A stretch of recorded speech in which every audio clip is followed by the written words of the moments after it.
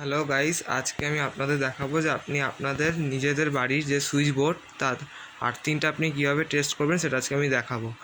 তো সর্বপ্রথম আমাদের কি করতে হবে, এই যে মাল্টিমিটার রয়েছে, মাল্টিমিটারটিকে 750 ভোল্ট এসি কারেন্টে সেট করে দিতে হবে।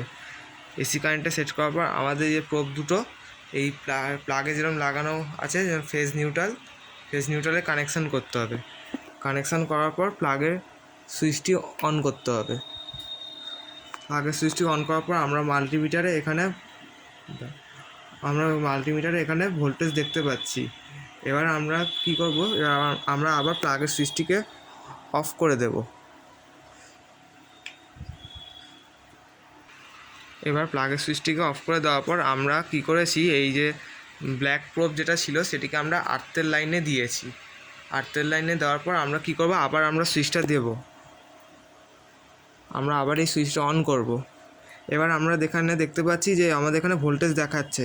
যদি আমাদের এখানে ভোল্টেজ না দেখাতো তাহলে আমরা বুঝতে পারতাম আমাদের এই সুইচ বোর্ডে, অর্থাৎ এখানে আমাদের কোনো আর্থিংয়ে ফল্ট আছে। আর এখানে যেহেতু ভোল্টেজ দেখাচ্ছে, এর মানে এখানে যে সুইচ বোর্ডটি ব্যবহৃত হচ্ছে, এখানে সেই সুইচ বোর্ডে আর্থিং রয়েছে। এইভাবে আপনারা আপনাদের বাড়ির যে আর্থিংটি রয়েছে সেটিকে আপনারা টেস্ট করতে পারবেন।